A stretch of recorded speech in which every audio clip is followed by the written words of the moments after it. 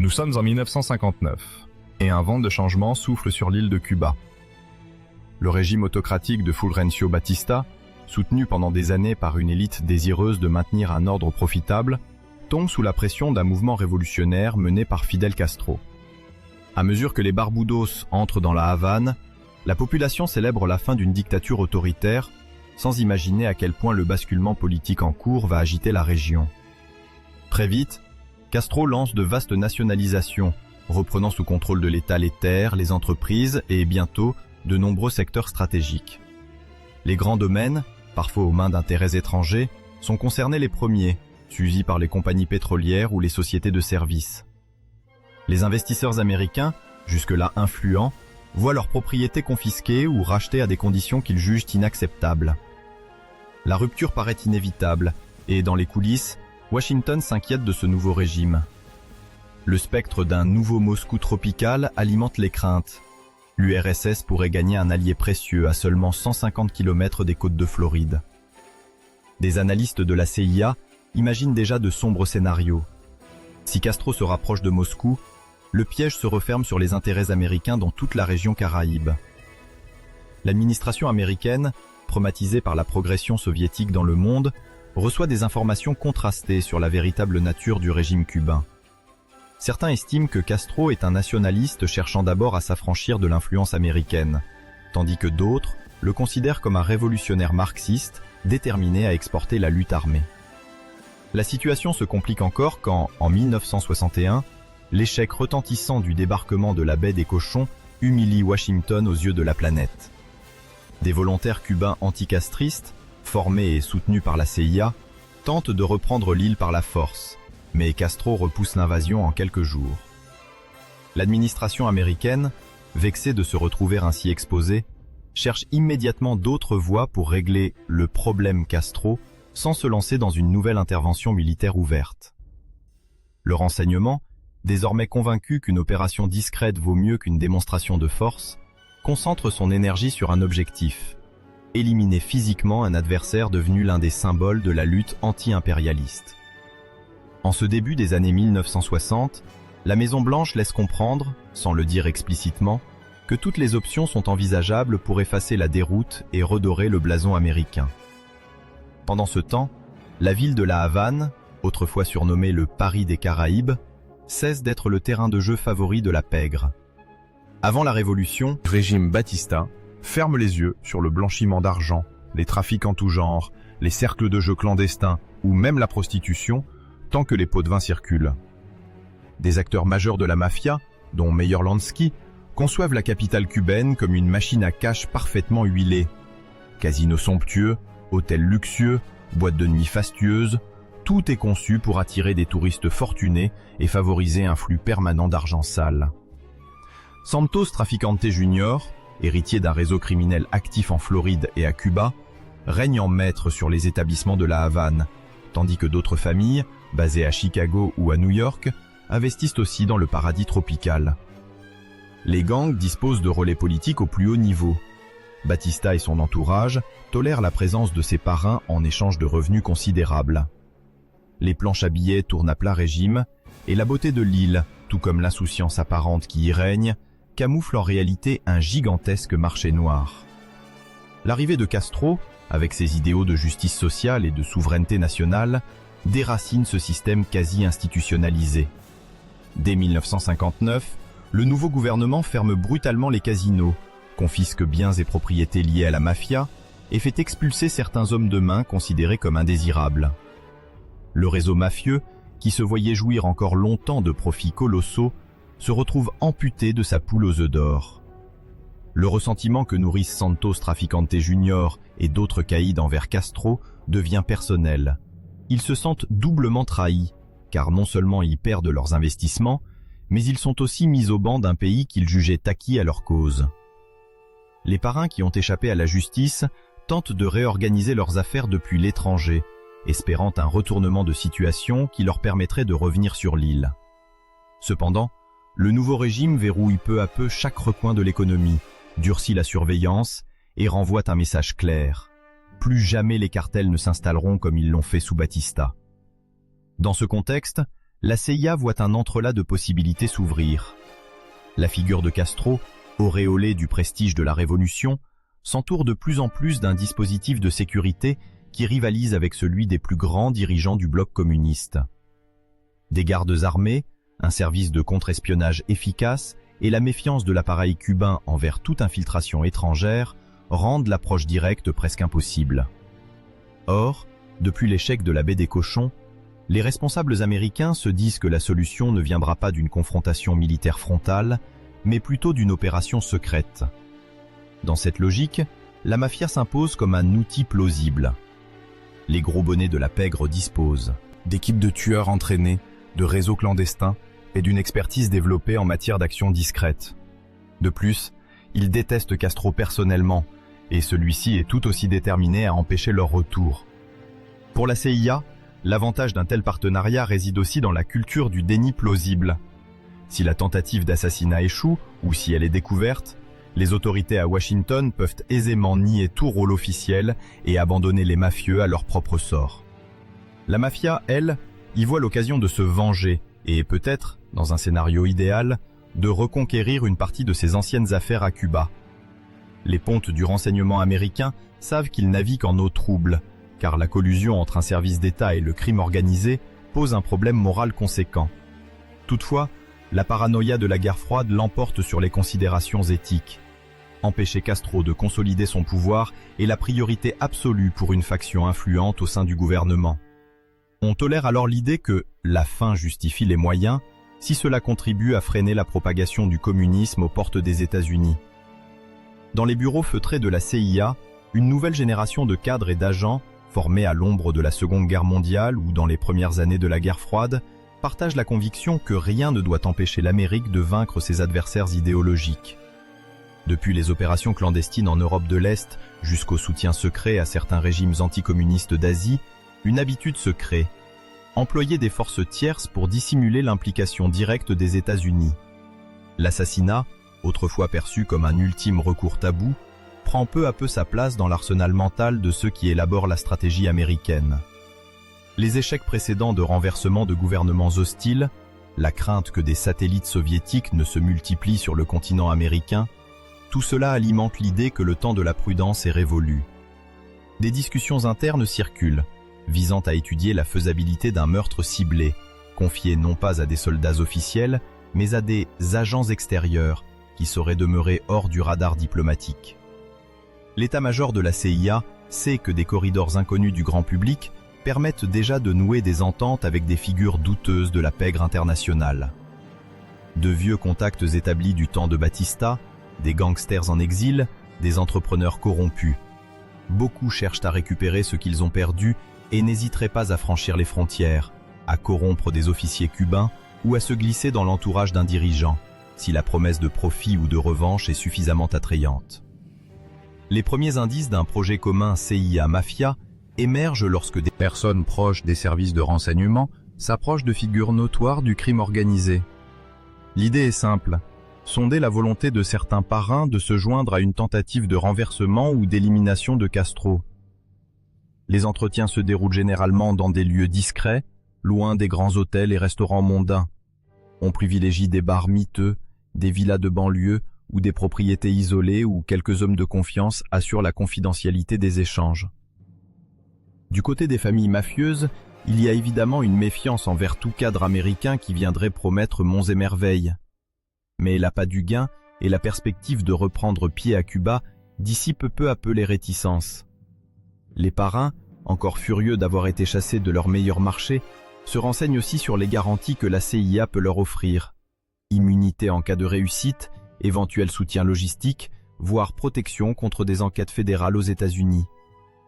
Le pacte paraît monstrueux, mais il répond à des intérêts réciproques. La CIA veut faire tomber Castro sans se salir les mains, et la mafia veut récupérer un territoire qui lui a longtemps assuré des revenus spectaculaires.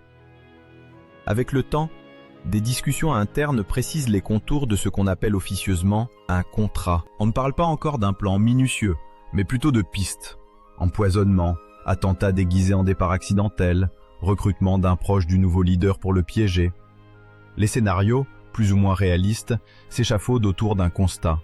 l'île est passée sous haute surveillance et les services cubains se montrent d'autant plus méfiants que la baie des Cochons a démontré la volonté des Américains de renverser le régime.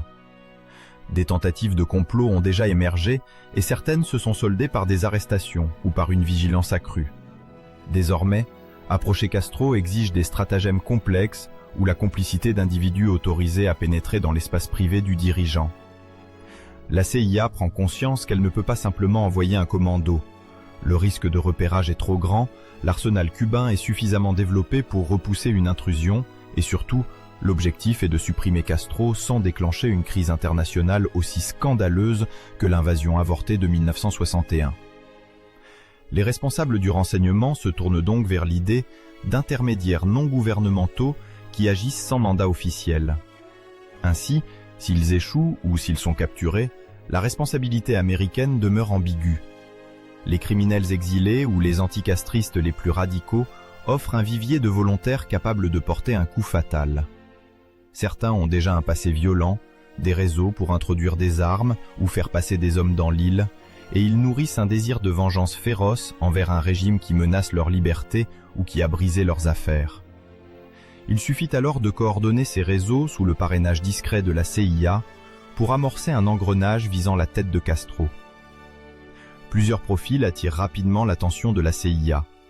On parle d'anciens militaires du régime Batista, de petits trafiquants ayant quitté l'île précipitamment après 1959, ou encore de Cubains exilés à Miami, rongés par la haine du communisme. Tous présentent un avantage certain. Ils sont prêts à risquer gros, car ils se sentent dépouillés de leur pays, de leurs biens ou de leurs perspectives d'enrichissement.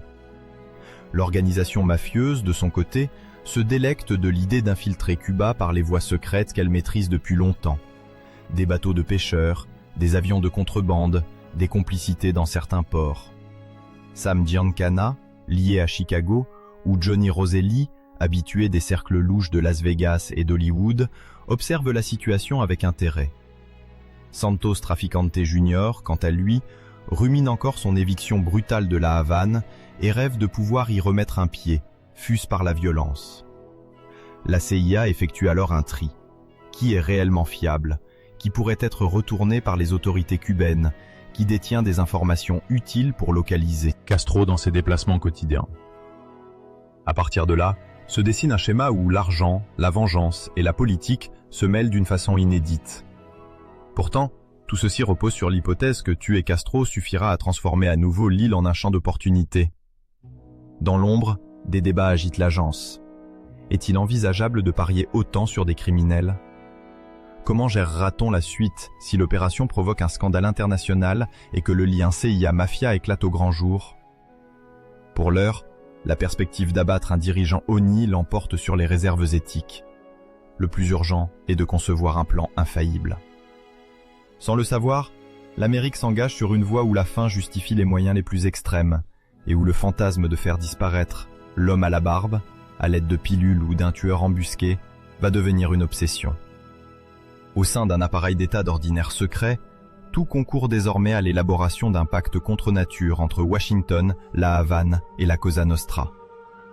À Washington, cette animosité représente une opportunité en or.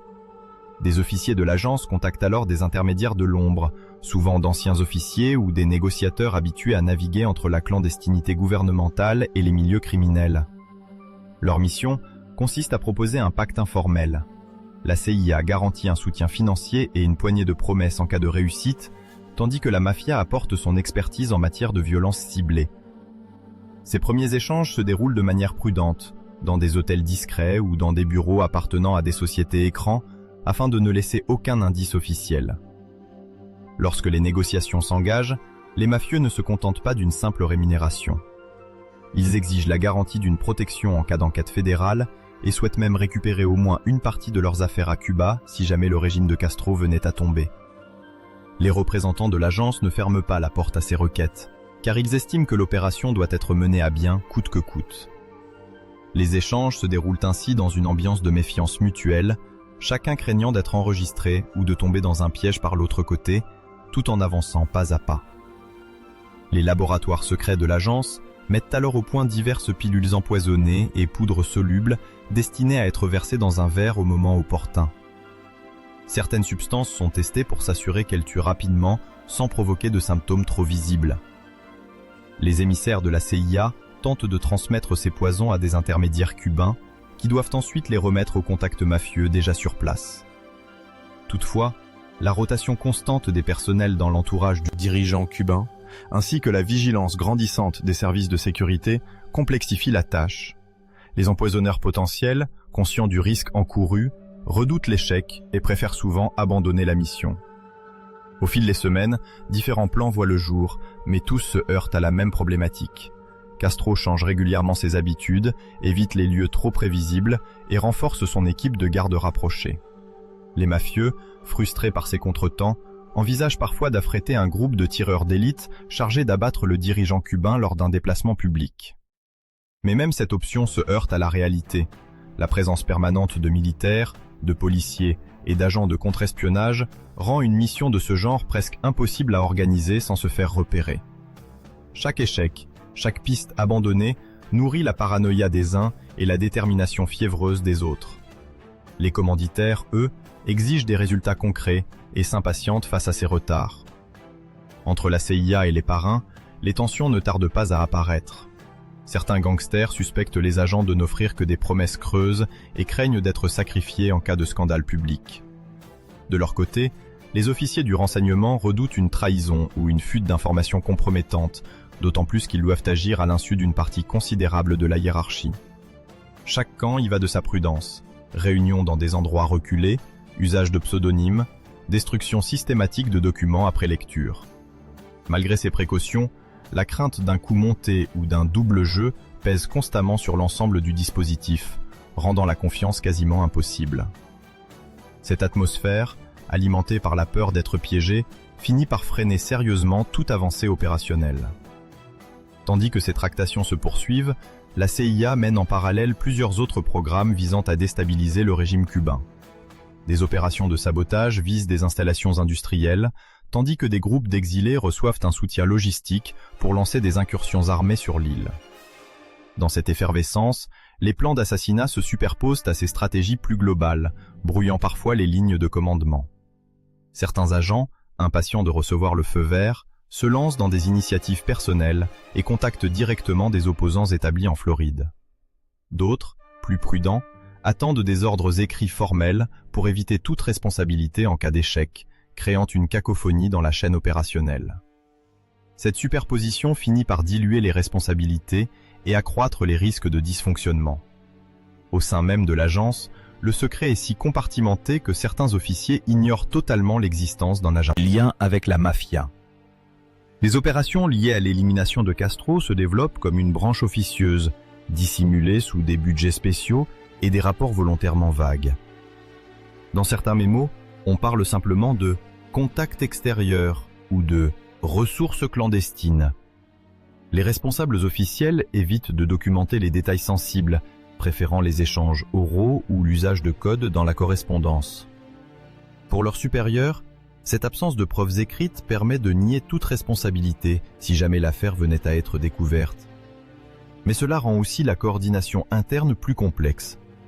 Peu de personnes ont donc une vision globale, ce qui complique davantage le suivi.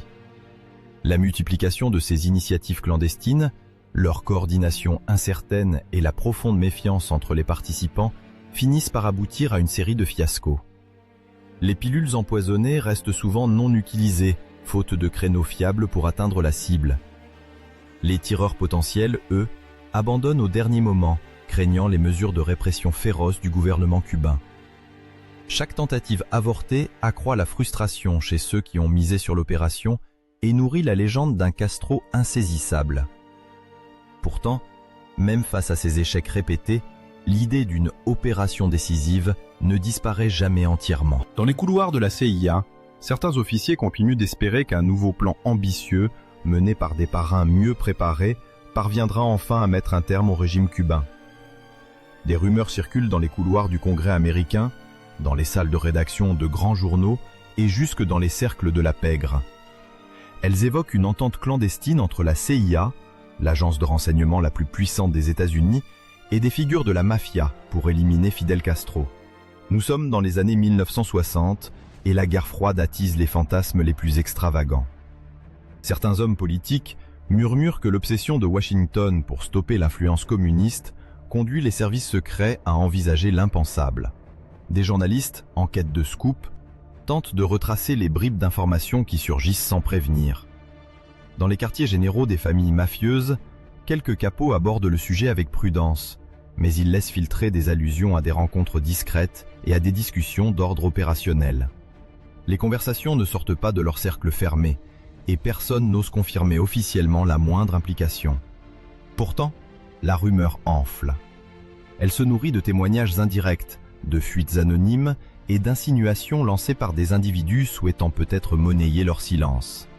Les noms de Sam Giancana, Santo Trafficante Jr. ou encore Johnny Roselli reviennent de façon récurrente, bien qu'aucun document ne prouve leur collaboration avec une quelconque agence gouvernementale. Les professionnels de la presse, eux, y voient un sujet explosif, susceptible d'attirer de nombreux lecteurs, mais ils peinent à sourcer leurs affirmations.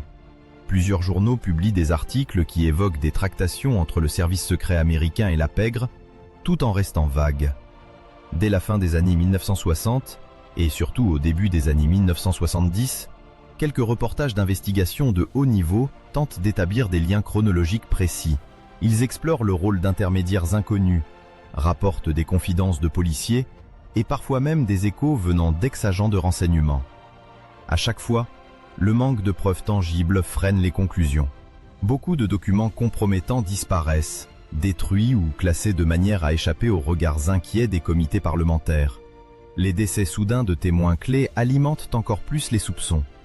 Des informateurs meurent dans des circonstances suspectes, et certains protagonistes se murent dans le silence, de peur pour leur propre sécurité. Les familles mafieuses, de leur côté, cultivent une tradition d'omerta qui rend l'enquête d'autant plus ardue. Il devient de plus en plus difficile pour la presse de distinguer la réalité de la fiction. Dans ce climat de tensions politiques et de rumeurs assistantes, l'opinion publique réclame progressivement des comptes. Sous la pression médiatique et parce qu'une partie du Congrès veut tirer au clair les agissements de ses propres organes de renseignement, des commissions d'enquête se réunissent pour examiner les faits. Le Sénat et la Chambre des représentants forment des groupes de travail spéciaux, composés de personnalités politiques déterminées à vérifier si les institutions ont outrepassé leur mission. Les commissions convoquent des témoins, examinent des dossiers classés ou caviardés, tentent de reconstituer la chaîne de commandement impliquée dans des opérations clandestines. Elles interrogent d'anciens agents de la CIA qui, de manière fragmentaire, révèlent un état d'esprit de guerre totale durant les années où l'administration américaine craint de voir s'installer durablement un régime communiste aux portes de la Floride. Les parlementaires veulent savoir si l'exécutif a autorisé, directement ou indirectement, des opérations d'élimination ciblées qui bafouent les principes fondateurs du pays. De leur côté, d'anciens mafieux, plus ou moins protégés par des accords d'immunité, livrent au compte-gouttes des anecdotes sur des réunions secrètes dans des hôtels de luxe ou sur des transferts d'argent destinés à financer des activités paramilitaires. Plusieurs racontent comment la CIA, soucieuse de conserver une distance officielle, ne fournit jamais d'instructions écrites. Les enquêteurs découvrent que ce silence bureaucratique procède d'une stratégie bien rodée. Tout est pensé pour qu'aucune preuve irréfutable ne remonte directement vers la Maison-Blanche ou les instances dirigeantes. Elles baptisent ce principe de « deniable », une logique de négation plausible qui assure une couverture presque étanche. Au fil des auditions, des éléments concrets émergent. Certains témoins admettent avoir tenu des réunions avec des figures du crime organisé dans le but de discuter d'options pour se débarrasser de Castro. Ils décrivent la livraison de pilules toxiques à des agents qui, selon eux, cherchent à recruter quelqu'un de proche du dirigeant cubain. D'autres reconnaissent des tentatives pour soudoyer le personnel de sécurité ou la direction de certains établissements fréquentés par les hautes sphères du régime cubain. Même si les récits restent parcellaires, l'accumulation d'informations jette une lumière crue sur une réalité que beaucoup jugent scandaleuse. Des agences fédérales auraient envisagé, et parfois orchestré, des plans d'assassinat en s'appuyant sur le savoir-faire logistique de la mafia, réputée pour son art de la dissimulation et sa propension à exécuter des missions délicates sans trop poser de questions. Les commissions s'intéressent aussi aux structures internes de la CIA. Elles découvrent des départements dont l'existence n'est Pas clairement officialisés, des budgets secrets et des programmes spécialisés dans la manipulation, la subversion ou encore la liquidation de cibles gémantes. Les représentants et sénateurs s'étonnent de l'absence de garde-fous institutionnels capables de prévenir les dérives. Lorsqu'ils interrogent des responsables plus haut placés, ils se heurtent souvent à des réponses évasives ou laconiques. Personne ne reconnaît avoir donné un ordre explicite d'assassinat, et chacun évoque plutôt une atmosphère générale d'hostilité envers la révolution cubaine qui légitime, selon eux, la prise d'initiative plus ou moins extrême. Les rapports finaux des commissions soulignent l'existence d'une zone grise entre la volonté politique et la réalité des opérations clandestines. Ils évoquent une absence de transparence et un foisonnement de décisions prises en vase clos.